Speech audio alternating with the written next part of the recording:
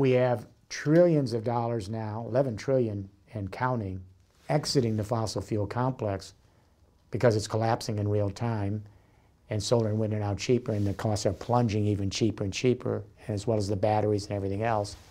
And they're desperately looking to invest in a third industrial revolution infrastructure that can take us off a carbon-based civilization and finally put the fossil fuel era behind us. The problem is there's no scaled infrastructure projects in all of the European Union. They're all little pilots. There are 9,000 mayors around the world who have signed up for the Paris Climate Accords. And if you go to every one of these mayors and you ask them what they're doing, they'll proudly show you their 10 electric buses. You take a photo. Then they'll show you their 20 LEED buildings, positive power. You take a photo. Then they'll show you their new bike paths with the apps so you can connect from the bike path to your scooter to the tram. They're all pilots. Massive amounts of money available, all pilots. We have to scale up large-scale deployment roadmaps in every region of Europe and every region of the world so this money can be used. Now, let me talk about the money, and then I'll talk about the form of governance. We're going to have to set up green banks. Every country will have to set up a green bank, and every region in every country will have to set up their local green banks so they can issue green bonds. Those bonds will be purchased by the banks, by the pension funds, by the insurance industry, by the family funds and sovereign funds. They'll buy these bonds. Those bonds will be invested in this infrastructure rollout. Everyone's going to have to go that way. And it's interesting, in Crédit Agricole is the lead. It started this, it's the lead, it's the biggest cooperative bank in the world. It's the 10th largest bank, I believe, in the world. And it is the one that has been showing leadership to bring banks and insurance industry and other players into the game. The money is there. We don't even need new taxes, all right? Then the question is, how do we get to scaled projects? And how do we go from little pilots in cities and regions to scale projects? We are in 3 test regions in Europe. My global group has helped Haute-France, which everyone knows about now, which is the Rust Belt of France. It's the auto and steel producer. It's the coal mining region, but it's still the major industrial region of France. We're in our 6th year in deployment with the region. We're also working in our 3rd year in deployment with 23 cities in the Rotterdam to The Hague. That's the petrochemical complex of companies. And then we're in Luxembourg, a financial capital. Well, let me share a story. When the president of, at that point, Nord-Pas-de-Calais, it's now Haute-France, they joined with Picardy. When he came to me first, he said, we would like your global group of engineers and economic models and urban planners and architects, do a plan for us. I said, no. It'll sit on a shelf. Some minister will have a pilot project, and that'll be it, and we're moving to extinction of life on Earth. No.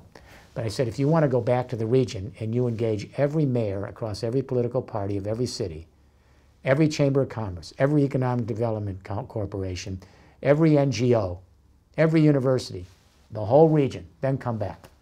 I never thought he would come back, frankly, because most mayors would walk away. He came back, very tenacious. And President Pécheron said, we did it. And I said, well, I'm sorry, we still won't do it. We won't come in. But unless you do something else, we want a peer assembly. He said, what? I said a peer assembly. I want to see thousands and thousands of people in this region giving inputs to this roadmap to create a 3rd industrial revolution, communication internet, energy internet, mobility internet, retrofit the built environment, a whole package. We want thousands of people on input. Then we want a peer assembly of 300 plus people picked by the government, you're the lead, and these people will sit like a grand jury, a peer assembly, for 10 months, outside of work, you know, and they will work with us and they will create their own roadmap for the region and then deploy it. And then that peer assembly will stay on for generations so that everyone has a turn in the peer assembly, high school students, universities, young families, seniors, NGOs, local businesses. Everyone then starts to take responsibility for their entire region. Everyone. This is a form of governance that's commensurate with the new infrastructure. If the new 3rd Industrial Revolution infrastructure is designed to be distributed, open, transparent, and laterally scaled, not centralized. Your governance should be distributed, open, transparent, and laterally scaled. And in a climate world that's rewilding with climate disasters, there is no government in the world that can handle a climate disaster on its own. What we've seen is when these climate disasters hit, the massive snows, the spring floods, the summer droughts, the wildfires, the hurricanes, the whole community has to come out. Ad hoc. NGOs, students, families, neighborhood associations working with government. And this is where you see the best of the human spirit, interesting enough. In the worst of times, people risk their lives for each other, for their families, for their animals, for their everything. They show that empathy is our most basic part of our neurocircuitry. They don't run, they share the commitment. What's happening is climate disasters are becoming so regular, these kind of ad hoc groupings that come together with government, they try to learn from the last event and feed back, and then the next event happens, then the next event. So they're going to have to start to formalize these peer assemblies. So you're constantly having people rotate in and out, working with local governments during, after, and before the next climate event, so the whole community becomes responsible for its 19 kilometers of the biosphere. There is absolutely no way that we will survive in a rewilding planet without this new form of peer governance. It won't happen. Then the only question left is not the governance, because markets are speaking, but they don't create infrastructures. Markets don't create interstate highways and public school systems and sewer systems, and they're certainly not going to put down an infrastructure for a third industrial revolution. The local regions have to do this. Where's the money? The money is there. It's all the trillions of dollars that have come out of the fossil fuel complex. And how do we then put it together? Crédit Agricole, largest bank in France, 10th largest bank in the world, and that's why I accepted to come here and speak to the folks here, because you've walked the walk. And you are way ahead of the game, but now you got to bring everyone else in. And that is the banking establishment of the world and the insurance industries. They're going to have to bring in the pension funds and the family funds and the mutuals, and they're going to have to bring in all that money. Each country has to set up a green bank.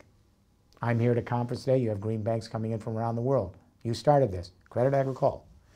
Every country has to set up a green bank. Then every region in every country has to set up a green bank for their local deployment. And then they have to get in the process of seeing their region as an ongoing construction site for millennial, with every generation taking part as part of their service to the community to handle a rewilding of the planet. That's how this has to proceed. There is no other plan that I know of that will allow us to get off the carbon-based civilization in less than 20 years and move forward.